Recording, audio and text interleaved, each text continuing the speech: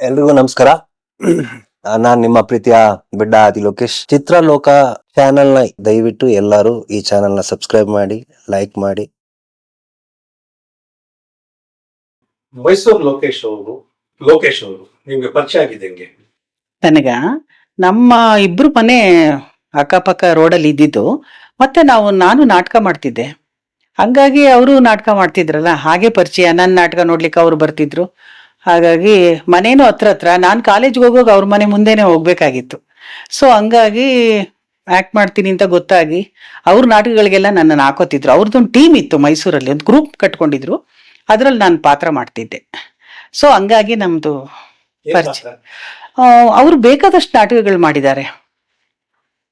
ಅದಕ್ಕೆಲ್ಲ ಅವರು first prize ತಗೊಂಡಿದ್ದಾರೆ ಮೈಸೂರಿನಲ್ಲಿ. ಆ ದಸರಾ ಟೈಮಲ್ಲಿ ನಡೆಯುತ್ತೆ, ಒಂದು 5-6 ಟೀಮ್ ಬರುತ್ತೆ, ಅದರಲ್ಲಿ ಅವ್ರು ಫಸ್ಟ್ ಪ್ರೈಸು. ಅವ್ರದ್ದು ತೂಗುದೀಪ ಶ್ರೀನಿವಾಸ್ ಅವ್ರದ್ದು, ಮತ್ತೆ ಇನ್ನೊಂದು 4-5 ಟೀಮ್ ಇದೆ ಮೈಸೂರಿನಲ್ಲಿ. ಆ ಟೀಮಲ್ಲಿ ನಾನು ಮಾಡ್ತಿದ್ದೆ. ಬಟ್ ಅದಕ್ಕೆ ಡೈರೆಕ್ಷನ್ ನಮ್ಮನೆ ಅವ್ರದ್ದೇನೆ ಇತ್ತು. ಹಂಗಾಗಿ ಆಗ ಅವರು ಬಸವರಾಜ್ ಕೆಸ್ತೂರ್ ಅಂತ ನೀವು ಕೇಳಿರ್ಬೋದು, ಅವ್ರ ಜೊತೆಲಿ ಇದ್ರು, ಅಸಿಸ್ಟೆಂಟ್ ಆಗಿ ಕೆಲಸ ಮಾಡ್ತಿದ್ರು. ಸಣ್ಣ ಪುಟ್ಟ ಕನ್ನಡ ಬ್ಲ್ಯಾಕ್ ಅಂಡ್ ವೈಟ್ ಸಿನಿಮಾದಲ್ಲಿ ಅವರು ಕೆಲಸ ಮಾಡ್ತಿದ್ರು. ಬಟ್ ಯಾವಾಗ್ಲೂ ಕೆಲಸ ಇರ್ತಿರ್ಲಿಲ್ಲ, ಬಿಡುವಿನ ಮೇಲೆ ಇಲ್ಲಿ ನಾಟಕಗಳು ಮಾಡ್ತಾ ಇದ್ರು. ನಮ್ಮನೆ ಅವ್ರ ಮನೆ ಹಿಂದೆ ಬಂದೆ ರೋಡಲ್ಲಿ ಇತ್ತಲ್ಲ, ಹಾಗಾಗಿ ಪರಿಚಯ. ನಾನು ಅವ್ರ ನಾಟಕಗಳನ್ನೆಲ್ಲ ಮಾಡಿದ್ದೀನಿ. ಅಲ್ಲ, ನೀವ್ ಆ ಊರಲ್ಲಿ ಜಾಸ್ತಿ ಹೋಗ್ತಿದ್ರು, ನಾನು ಆ ರೋಡಲ್ಲಿ ಒಂದು ದಿನಕ್ಕೆ 2-3 ಸಾರಿ ಹೋಗ್ತಿದ್ದೆ. ನಮ್ಮಿಬ್ರ ಮಧ್ಯೆ ಒಂದು ಟೆಂಪಲ್ ಇತ್ತು, ಅಲ್ಲಿ ದೇವಸ್ಥಾನ, ಅಲ್ಲಿ ನಮ್ಮ ಮನೆ ಇತ್ತು. ಅಲ್ಲಿ ಬಂದು ಅವ್ರು ಕೂತ್ಕೋತಿದ್ರು ನನ್ನನ್ನು ನೋಡ್ಲಿಕ್ಕೆ ಅಂತ, ಮಾತಾಡ್ಸಕ್ಕೆ ಅಂತ. ಪ್ರಪೋಸ್ ಮಾಡಿದ್ದೆ ನಾನು. ಆ ಥರ ಏನಿಲ್ಲ, ನಾವಿಬ್ರು ಡಿಸೈಡ್ ಮಾಡ್ಕೊಂಡ್ವಿ. ಹಂಗಾಗಲ್ಲ, ಡಿಸೈಡ್ ಮಾಡ್ಬೇಕಾದ್ರೆ ಯಾರೋ ಒಂದು ಇದಾಗಬೇಕು. ಅಲ್ಲ, ಬಟ್ ಅವರೇ ತುಂಬಾ ನನ್ನನ್ನ ಹಚ್ಕೊಂಡಿದ್ ನಮ್ಮನೆಯವರೇನೆ. ನಮ್ಮನೇಲಿ ಮದ್ವೆ ಎಲ್ಲ ಬೇಡ ಅಂತಿದ್ರು, ಇವ್ರು ಬೇಡ ಅಂತ ಹೇಳ್ತಿದ್ರು. ನಮ್ಮಪ್ಪನಿಗೆ ಈ ಕಲಾವಿದ್ರು ಇಷ್ಟ ಇಲ್ಲ, ಅದರಲ್ಲೂ ಚಿತ್ರರಂಗ ನಾಟಕ ಇದು ಅವ್ರಿಗೆ ಇಷ್ಟನೇ ಇಲ್ಲ. ನಮ್ಮ ತಂದೆ ಡಾಕ್ಟ್ರು. ಸೊ ಹಂಗಾಗಿ ನನ್ನ ಮಗಳನ್ನ ಡಾಕ್ಟ್ರಿಗೋ ಇಂಜಿನಿಯರ್ಗೋ ಮದುವೆ ಮಾಡ್ಬೇಕಂತ ಅವ್ರಿಗೆ ಆಸೆ ಇತ್ತು. ಇವರು ನನ್ನನ್ನು ಭಾಳಷ್ಟು ಹಚ್ಕೊಂಡಿದ್ರು, ಮದುವೆ ಆಗಲೇಬೇಕು ಅಂತ. ಮನೆಯವರು ಆಸೆ ಪಡ್ತಿದ್ರು, ತುಂಬ ಪ್ರೀತಿ ಮಾಡ್ತಿದ್ರಲ್ಲ, ನನಗೂ ಇವ್ರನ್ನೇ ಮಾಡ್ಕೋಬೇಕು ಅಂತ ಆಸೆ ಆಯಿತು. ಮದುವೆ ಆಗಿದೆ ಇಲ್ಲಿ ನಂಜನಗೂಡಿನಲ್ಲಿ. ರವಿ ರಾಧಾ ಅವರೇ ನನ್ನ ಪರವಾಗಿ ನಿಂತ್ಕೊಂಡು ಮದುವೆ ಮಾಡಿಸಿದ್ದು. ಅವ್ರ ಪರವಾಗಿ ನಿಂತ್ಕೊಂಡು KV ಜಯರಾಮ್ ಅಂತ ಕೇಳಿದ್ದೀರಾ, ಡೈರೆಕ್ಟ್ರು. ಅವ್ರ ವೈಫು ಅವ್ರ ಪರವಾಗಿ ಬಂದಿದ್ರು. ನಂಜನಗೂಡಲ್ಲಿ ಮದುವೆ ಆಗಿತ್ತು. ಯಾರು ಬಂದಿದ್ರು ಮದುವೆಗೆ? ರಾಧಾ ರವಿ, ಮತ್ತೆ ಅವರು ಜಯರಾಮ್ ವೈಫು, ಮತ್ತೆ ನಂದೊಂದು 4-5 ಫ್ರೆಂಡ್ಸು, ಅವ್ರದ್ದೊಂದು 4-5 ಫ್ರೆಂಡ್ಸ್. 75ರಲ್ಲಿ ಮದುವೆ ಆಗಿತ್ತು. ಮದುವೆ ಆದಾಗ ಅವ್ರಿಗೆ ದುಡಿಮೆ ಇತ್ತ, ಅಂದ್ರೆ ಸಂಪಾದನೆ ಇತ್ತ? ಏನು ಸಂಪಾದನೆ ಇಲ್ಲ. ಅವತ್ತು ಪಾಪ ರವಿ ಅವರೇ ಒಂದು 200 ರೂಪಾಯಿ ಕೈ ಕೊಟ್ರು ಮದುವೆ ಆದ್ಮೇಲೆ, ಎಲ್ಲಾದ್ರೂ ದೇವಸ್ಥಾನಕ್ಕೆ ಹೋಗ್ಬಿಟ್ಟು ಬನ್ನಿ ಅಂತ. ನಮ್ಮನ್ನ ಮದುವೆ ಮಾಡಿ ಕಳ್ಸಿದ್ದು ರವಿ ರಾಧಾ ಅವರು. ಅವರೇ 200 ರೂಪಾಯಿ ಇವ್ರ ಕೈ ಕೊಟ್ಟು ಅವಳನ್ನೆಲ್ಲಾರ ಕರ್ಕೊಂಡೋಗು ಅಂತ ಕೊಟ್ರು. ಎಂಥದ್ದು ದುಡಿಮೆ ಅಂತ ಇರ್ಲಿಲ್ಲ ಅವ್ರಿಗೇನು, ಇದು ಇನ್ಕಮ್ ಏನೂ ಇಲ್ಲ. ಅಲ್ಲ, ಎಲ್ಲಿ ಕರ್ಕೊಂಡು ಅವ್ರು ಸೀದಾ ನಾವು ಧರ್ಮಸ್ಥಳಕ್ಕೆ ಹೋಗೋಣ ಅಂದ್ರು. ಮದುವೆ ಆದ ತಕ್ಷಣ ಧರ್ಮಸ್ಥಳ ಹೋಗಿ ಬಂದ್ಮೇಲೆ ಮತ್ತೆ ಎಲ್ಲಿ ಇರೋದು, ಮನೆ ಬೇಕಲ್ಲ ಇರಕ್ಕೆ. ನಮ್ಮನೇಲೂ ನಮ್ಮ ತಂದೆ ಒಪ್ಪೇ ಇರಲಿಲ್ಲ, ಇವ್ರ ಮನೇಲಿ ಒಪ್ಪಿದ್ರು ಪಾಪ. ಆದ್ರೆ ಅವರು ನನ್ನನ್ನು ಸೇರಿಸ್ಕೊಳಕ್ ಇವರು ನಮ್ಮ ಮನೇಲಿ ಅವ್ರ ಮನೇಲಿ ಸ್ವಲ್ಪ ಕ್ಲಾಶ್ ಮಾಡ್ಕೊಂಡ್ಬಿಟ್ಟಿದ್ರು ನಮ್ಮ ತಂದೆ ಹೋಗಿ. ಹಂಗಾಗಿ ಅವ್ರ ಮನೆಗೂ ಹೋಗೋಕ್ಕಾಗಲ್ಲ, ಎಲ್ಲಿ ಹೋಗ್ಬೇಕು ಅನ್ನೋದೊಂದು ಪ್ರಶ್ನೆ ಆದಾಗ ಸೀದಾ ಅಲ್ಲಿ ಇನ್ಕಲ್ ಅಂತ ಒಂದು ಇದೆ ಮೈಸೂರ್ ಹತ್ರ. ಆವಾಗ ಅಲ್ಲಿ IGP ಒಬ್ರು ಇದ್ರು, ಅವ್ರ ಮನೇಲಿ ಸಣ್ಣ ಒಂದೊಂದು ರೂಮ್ಗಳನ್ನ ಬಾಡಿಗೆ ಕೊಟ್ಟಿದ್ರು 25 ರೂಪಾಯಿಗೆ. ತಿಂಗಳಿಗೆ? ಅದರಲ್ಲಿ ಒಂದು ರೂಮ್ ತಗೊಂಡು ನಾವಿಬ್ರು ಒಂದು 6-7 ತಿಂಗಳು ಅಲ್ಲಿದ್ವಿ. ಅಲ್ಲಿಂದ ಬೇರೆ ಮನೆ ಮಾಡಕ್ಕೆ? ಬೇರೆ ಮನೆ ಮಾಡಿದ್ದು ಒಂದು 6-7 ತಿಂಗಳಾಯ್ತು. ಆಮೇಲೆ ಇಲ್ಲಿ ಒಂಟಿಕೊಪ್ಪಲಿಗೆ ಬಂದ್ವಿ. ನಾಟಕದಿಂದ ಸಂಪಾದನೆ ಇತ್ತ? ನಾಟಕದಿಂದ ಏನು ಸಂಪಾದನೆ ಇರ್ತೀರಿ, ಇವ್ರ 4-5 ಜನ ಫ್ರೆಂಡ್ಸ್ ಹಾಕೇನೆ ದುಡ್ಡು ಹಾಕಿ ಒಬ್ರೊಬ್ರು ಒಂದೊಂದು ಖರ್ಚು ವೆಚ್ಚ ನೋಡ್ಕೋತಿದ್ರು. ನಾಟಕ ಟಿಕೆಟ್ ಮೂಲಕ ನಡೀತಿತ್ತು. ಆಮೇಲೆ ಅವ್ರವ್ರು ಹಾಕಿದ ದುಡ್ಡನ್ನ ಅವ್ರವ್ರು ತಗೋತಿದ್ರು. ನಮ್ಮನೆಯವರು ಡೈರೆಕ್ಷನ್ ಅಂತ ಮಾಡ್ತಿದ್ರಲ್ವಾ, ಹಾಗೆ ಚಿತ್ರರಂಗದಲ್ಲೇ ಕೆಲಸ ಮಾಡೋರು, ಕ್ಯಾಮ್ರಾಮ್ಯಾನು, ಮೇಕಪ್ ಮ್ಯಾನ್ ಅವರೆಲ್ಲ ಬಂದ್ಸ ಇವ್ರಿಗೆ ಸಹಾಯ ಮಾಡೋರು. ಆ ಥರ. ಅದರಿಂದ ಏನು ಇನ್ಕಮ್ ಏನು ಇರ್ತಿರ್ಲಿಲ್ಲ. ಇವರು ವರ್ಷಕ್ಕೊಂದ್ಸರಿ ಮಾಡ್ತಿದ್ರಲ್ಲ ಗ್ರೂಪಲ್ಲಿ, ಅದಕ್ಕೆ ಮಾಡೋರು. ಲಾವಣ್ಯ ಕಲಾನಿಕೇತನ ಅಂತ ಇವ್ರದ್ದೊಂದು ಟೀಮ್ ಇತ್ತು ಮೈಸೂರಲ್ಲಿ, ತುಂಬ ಹೆಸರು ಮಾಡಿದೆ. ಇವ್ರ ಜೊತೆ ಅವರು ತೂಗುದೀಪ ಅವರು ನಾಟಕಗಳು ಮಾಡ್ತಾ ಇದ್ರು. ನೀವು ಆ ಟೈಮಲ್ಲಿ ಕೆಲಸಕ್ಕೆ ಹೋಗ್ತಿದ್ರ? ನಾನು ಕೆಲ್ಸಕ್ಕೆ ಹೋಗ್ತಿರ್ಲಿಲ್ಲ. ನಾನು PUC ಇಲ್ಲಿ ಮಾತೃಮಂಡಲಿ ಓದ್ತಾ ಇದ್ದೆ, ಫಸ್ಟ್ PUC ಸೆಕೆಂಡ್ PUC. ಆಮೇಲೆ ಮದುವೆ ಆದ್ಮೇಲೆ ನನಗೆ ಓದೋಕ್ಕಾಗಲಿಲ್ಲ. ಇಲ್ಲೇ ನಮ್ಮದೇ ಭಾಳ ಕಷ್ಟ ಆಗಿತ್ತಲ್ಲ ಜೀವನ, ಹಂಗಾಗಿ ಅದನ್ನು ಸ್ಟಾಪ್ ಮಾಡಿದೆ. ಇಲ್ಲಿ ನಾವು ಬಾಡಿಗೆ ಮನೆ ಮಾಡಿಕೊಂಡು ಒಂದು 10 ವರ್ಷ ಇದ್ವಿ. ಆಗಲೇ ನಮ್ಮ ಮಗಳು ಮಗ ಹುಟ್ಟಿದ್ದು. ಜೀವನ ತುಂಬ ಕಷ್ಟನೇ ಆಗಿತ್ತು ಬಿಡಿ.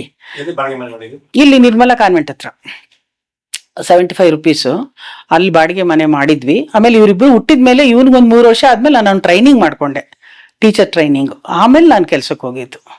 ಯಾಕೆಂದ್ರೆ ಏನಾದರೂ ಬೇಕಲ್ಲ, ಈ ಸಿನಿಮಾನೇ ನಂಬಿ ಇರೋಕ್ಕಾಗಲ್ಲ, ಕೆಲಸಗಳು ಇರಲ್ಲ, ದುಡ್ಡು ಜಾಸ್ತಿ ಕೊಡೋದಿಲ್ಲ. ಆವಾಗೆಲ್ಲ ಇದು ರಾಧಾ ರವಿ ಅವರು, ರವಿ ಡೈರೆಕ್ಷನ್ಲಿ ಮಕ್ಕಳ ಭಾಗ್ಯ ಅಂತ ವಿಷ್ಣುವರ್ಧನ್ ಭಾರತಿ ಅವರು ಪಾತ್ರ ಮಾಡಿದ್ರು. ಅದರಲ್ಲಿ ಅವರು ಒಂದು 500 ರೂಪಾಯಿ ತೊಗೊಂಬಂದ್ರು, ಒಂದು 8 ದಿನ ಶೂಟಿಂಗ್ ಮುಗಿಸ್ಕೊಂಡು ಬಂದು. ಬಟ್ ಅದರಲ್ಲಿ ಹೆಂಗೋ ಜೀವನ ಆಗ್ತಿತ್ತು ಅನ್ಕೊಳ್ಳಿ. ಇನ್ನೇನು ಇರಲಿಲ್ಲ, ಒಂದು 6 ತಿಂಗಳು ಕೆಲಸ ಇರ್ತಿರ್ಲಿಲ್ಲ ಅವ್ರಿಗೆ. ತುಂಬಾ ಕಷ್ಟ. ಪೂರ್ತಿ ಹೆಸರು ಅಂದ್ರೆ ಫುಲ್ ಹೆಸರು ಬರೀ ಲೋಕೇಶ? ಇಲ್ಲ, ಅವ್ರಿಗೆ ಪುಟ್ಟಣ್ಣ ಕಣಗಾಲು ಪಡವರಳ್ಳಿ ಪಾಂಡವರು ಅಂತ ಒಂದು ಸಿನಿಮಾ ಮಾಡಿದ್ರು. ಅದರಲ್ಲಿ ಅವರು ಪಾತ್ರ ಮಾಡಿದಾಗ ಆಗ ಪುಟ್ಟಣ್ಣ ಅವರು ಅವ್ರಿಗೆ ಮೈಸೂರು ಅಂತ ಪಕ್ಕದಲ್ಲಿ ಹೆಸರಿಟ್ರು. ಯಾಕೆಂದ್ರೆ ಲೋಕೇಶ್ ಅಂತ ಅಂದ್ಬಿಟ್ಟು ಇಲ್ಲ, ಇನ್ಶಿಲ್ ಇರ್ಲಿಲ್ಲ, ಲೋಕೇಶ್ ಅಂತಾನೆ ಇದ್ದಿದ್ದು. ಆಮೇಲೆ ಪುಟ್ಟಣ್ಣ ಕಣಗಾಲ್ ಅವರು ಮೈಸೂರು ಲೋಕೇಶ್ ಅಂತ ಸೇರಿಸ್ರು. ಇನ್ನೊಬ್ರು ಲೋಕೇಶ್ ಇದಾರೆ, ಬೆಂಗಳೂರು ಲೋಕೇಶ್. ಸೊ ನಿಮ್ಮಿಬ್ಬರಿಗೂ ಸ್ವಲ್ಪ ಇದಾಗುತ್ತೆ ಅಂತ ಅವ್ರು ಮೈಸೂರು ಲೋಕೇಶ್ ಅಂತ ಇಟ್ರು. ಅದೇ ಆ ಮಕ್ಕಳ ಭಾಗ್ಯ ಸಿನಿಮಾಗೆ ಹೋಗಿ ಬಂದಾಗ 200 ರೂಪಾಯಿ ತಗೊಂಬಂದು ಕೊಟ್ರು. ಮನೆ ಖರ್ಚು ವೆಚ್ಚ ಹೆಂಗ್ ನಡೀತಾ ಇತ್ತು? ಅಷ್ಟೇ, ಅಷ್ಟರಲ್ಲೇ ಜೀವನ ಮಾಡ್ತಾ ಇದ್ವಿ ನಾವು. ಮಕ್ಕಳು ಆದ್ಮೇಲೂ ಇದೇ ಕಷ್ಟ ಆಯ್ತು. ಅವಾಗ ಸ್ವಲ್ಪ ಒಂದು ದುಡ್ಡು ಒಂಚೂರು ಜಾಸ್ತಿ ಆಯ್ತು, ಒಂದು 1,500 2,000 ಹಾಗೆ ಆಗಿತ್ತು. ಅಲ್ಲ, ನಿರಂತರ ಕಷ್ಟನೇ ಅನುಭವಿಸ್ಬಿಟ್ಟಿದೀವಿ. ಆತರ ಏನು ಇವತ್ತು ನಾವು ಸುಖಾಗಿದ್ದೀವಿ ಅಂತೇನು ಹೇಳಕ್ಕೆ ಆಗ್ಲಿಲ್ಲ. ನಿರಂತರ ಕಷ್ಟನೇ. ನಾನು ಅದನ್ನೇ ನೋಡಿರೋದು ಇವ್ರನ್ನ ಮದ್ವೆ ಆದ್ಮೇಲೆ. ಆಮೇಲೆ ಸಿನಿಮಾಗಳು ಸಿಗ್ತಾ ಬರುತ್ತೆ, ನಾಟಕಗಳು. ಹಾ ಹೌದು, ಅದೇ. ಆಮೇಲೆ ಈ ಮನೇನ ಕಟ್ಕೊಂಡು ಬಂದ ಮೇಲೆ ಇಲ್ಲೂ ಕಷ್ಟನೇ, ಒಂದೊಂದು ಹೆಜ್ಜೆಗೂ ಕಷ್ಟನೇ ಮನೆ ಕಟ್ಟೋದು ಅಂತ.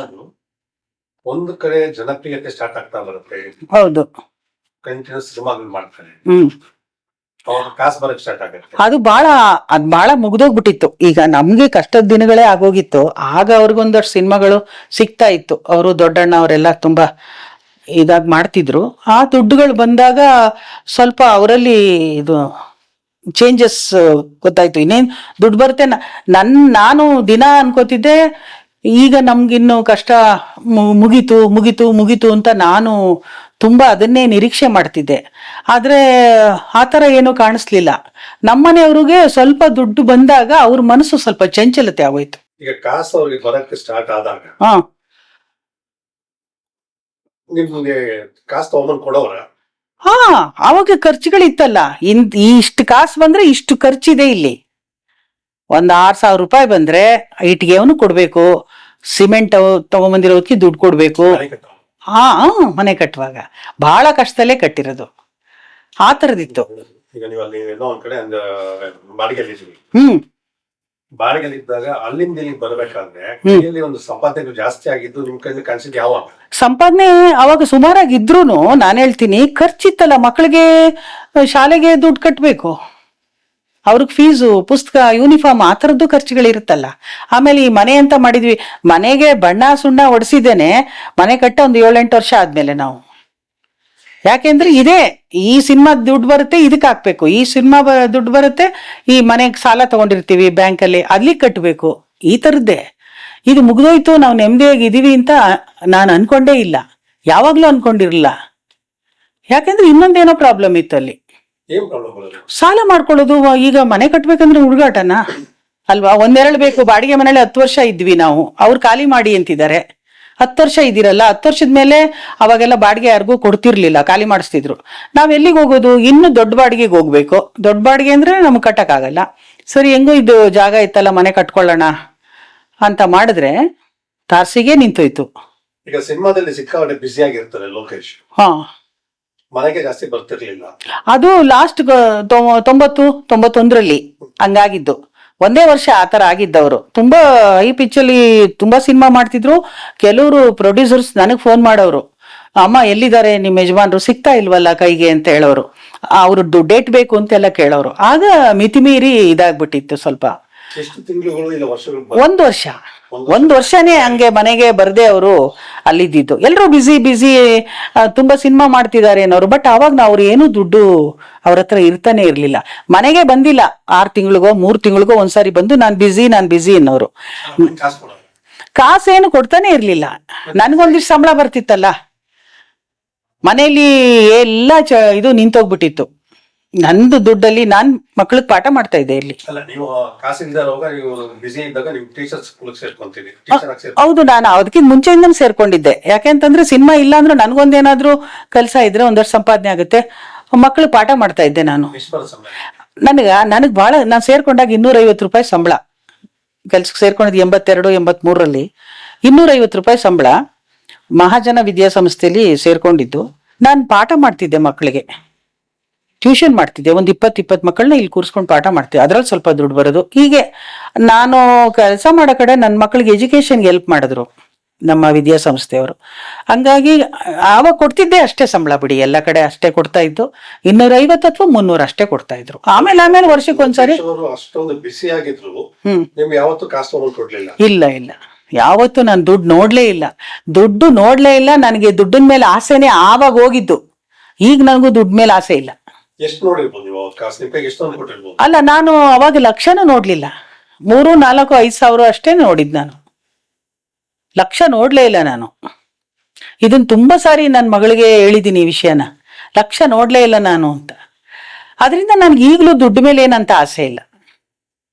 5 ರೂಪಾಯಿ ಇದ್ರು ಬದುಕ್ಬೋದು, 50 ಪೈಸೆ ಇದ್ರು ಬದುಕ್ಬೋದು. ನೀವು 500 ರೂಪಾಯಿ ಕೊಟ್ರು ಬದುಕ್ತೀರಾ, 5,000 ಕೊಟ್ರು ಬದುಕ್ತೀರಾ.